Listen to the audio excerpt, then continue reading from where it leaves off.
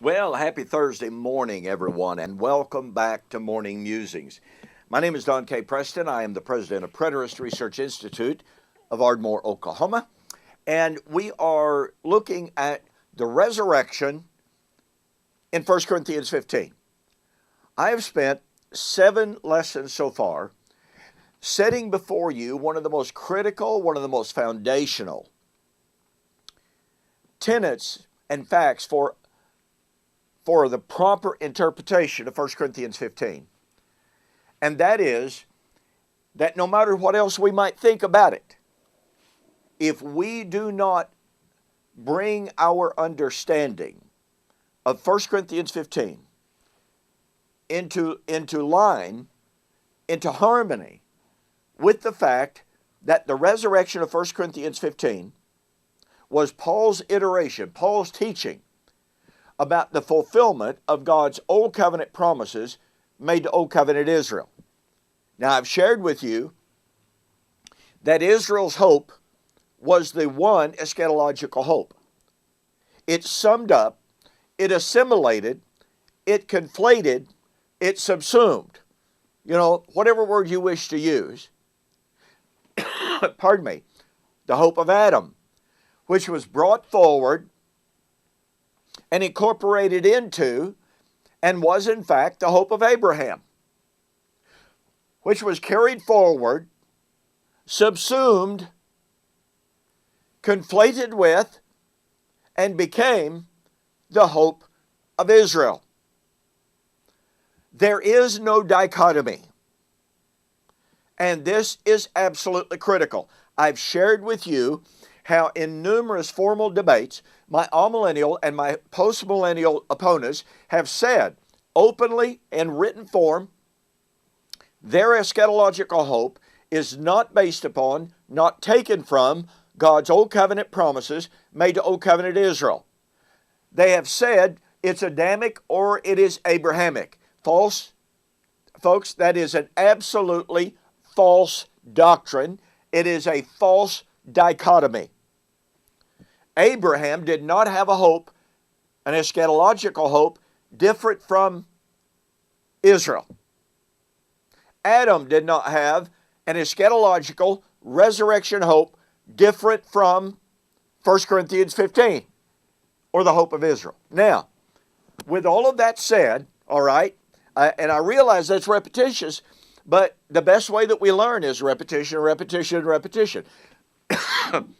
But the question is raised, okay, if 1 Corinthians 15 is about the fulfillment of God's Old Covenant promises made to Old Covenant Israel, and if that means it is about the fulfillment of Adamic eschatological hope, it is about the fulfillment of the Abrahamic eschatological hope, if that's true, and it obviously is, what can we learn for that in regard to the timing of fulfillment? Well, point number one, if Adam's hope had become Israel's hope, if Abraham's hope had become the hope of Israel, that suggests to us one of two things. Number one, the fulfillment of the Adamic, Abrahamic, we'll even say Jobian, eschatological hope would be fulfilled when Israel had fulfilled her purposes in God's scheme of redemption. In other words, that one hope is carried forward, and posited in and under Israel. Well, you see, we've got a problem here. We're told emphatically, explicitly and repeatedly, that the eschatological hope could not be fulfilled through Torah. Torah was weak through the flesh. Romans 8, 1-3. Torah, although it was good and spiritual, came to be death for Paul, for Israel. In other words, it compounded the problem of death. It did not solve it. So that means that the solution to death, the Adamic death, Abrahamic promise, would therefore have to come at the end of Torah, but certainly not by means of Torah. Or the second possibility that some might suggest is to say, well, look, the Adamic hope was brought forward, assimilated into the hope of Abraham, passed on. Abraham's hope was passed on, and it became the Davidic hope, passed on. Therefore, what that would suggest, we are told, the Adamic hope was passed on to Abraham. The Abrahamic hope was passed on to Moses and Israel. But since it hasn't happened, that means that it has now been passed on to the church.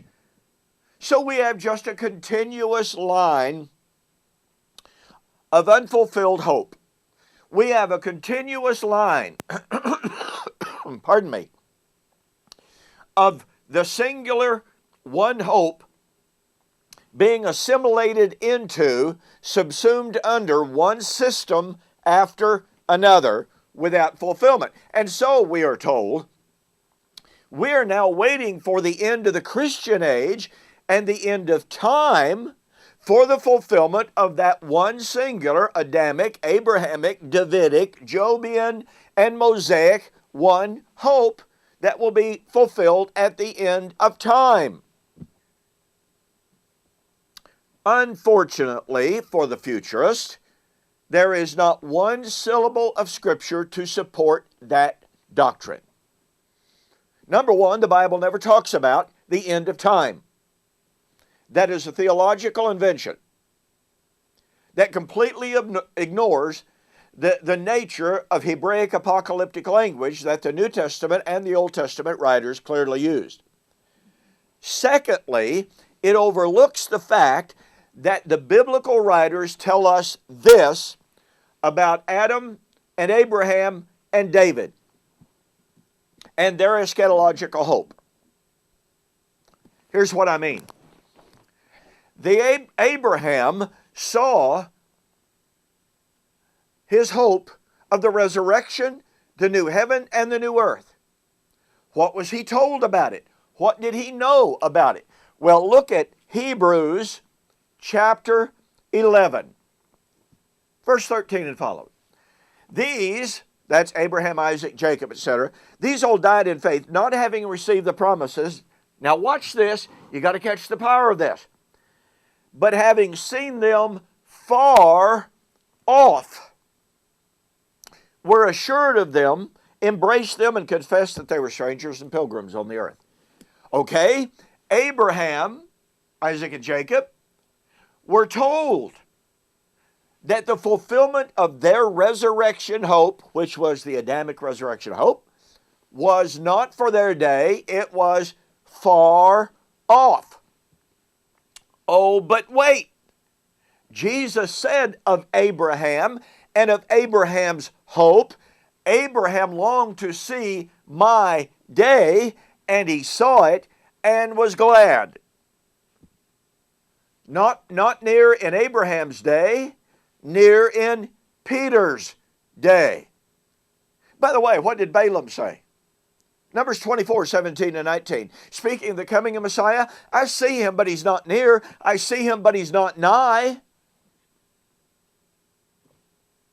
The eschatological hope of Israel in Balaam's day, the eschatological hope, therefore, of Abraham in Balaam's day was far off. Now then, watch this.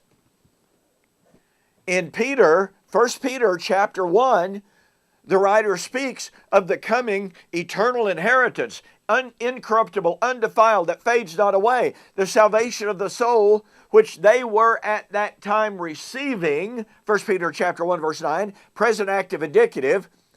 And he says, concerning this salvation, the prophets have inquired and searched diligently concerning the time and the manner of the things which they did testify. when they spoke concerning the sufferings of Christ and the glory that should follow, to whom it was revealed that not to themselves they did minister those things. Did you catch that? The Old Testament prophets who spoke of the salvation of the soul, salvation to be brought through the work of Christ, were told it was not for their day. It was far off. Oh, but wait. That same writer said in Acts chapter 3 that all of the prophets from Moses, Samuel, yea, whoever wrote, when they spoke of the restoration of all things, which would arrive at the second coming of Christ, Peter said they spoke of, quote, these days, unquote. Those were Peter's days. Peter's days. Do you see that, folks? So here's what this means. In 1 Corinthians 15, we have the doctrine of the resurrection, which was Abraham's hope, which he saw far off. It was Job's hope, which he saw far off. It was David's hope, and David, even though he had a Sabbath rest, spoke of another day. Hebrews chapter 4, citing Psalms. Over and over and over, the New Testament writers tell us that what the Old Testament writers spoke of, the hope of Adam, the hope of Abraham, the hope of David, was far off in those days, but in the first century it had drawn near. And thus, the time for fulfillment had arrived. That's why Peter could say, the end goal of all things has drawn near. It is why Jesus said, the time is fulfilled. The kingdom of heaven has drawn near. Matthew 4:17. So, in laying our foundation, and this video is a little longer than normal, I understand that, but it's so important to get these things in front of us. When we come to 1 Corinthians chapter 15 and realize it was the hope of Adam, of Abraham, of David, and then when we realize that they all saw their hope not near, but far off, but they saw Jesus' day, and they were glad. And we realize that the New Testament writer said fulfillment was near 2,000 years ago. Folks, that means we have to bring our eschatology into conformity with the reality that the fulfillment of 1 Corinthians 15, no matter what our concept of the resurrection, that resurrection was to be fulfilled in the first century. Hey, look, thanks so much for all of you who have ordered a copy of this book. Don't forget, go to my website, BibleProphecy.com, order the book, Exegetical Essays on the Resurrection by Sam Frost. And by the way, don't forget, if you order through Amazon, I cannot refund anything, all right? I have no control over that. So, go to my website, BibleProphecy.com, order the book, Exegetical Essays on the Resurrection, order this book, send me a note. If you don't send me a note, I don't know. Send me a note saying you saw the offer on YouTube or Facebook, and I'll refund everything except $15, your total price, and that'll save you over $7. Well, thank you so much for joining me on this morning's kind of extended morning musings, but boy, this is important. This is critical. So, we will continue our study of this great chapter, 1 Corinthians 15 and the resurrection, on Monday. You have a fantastic weekend. God bless.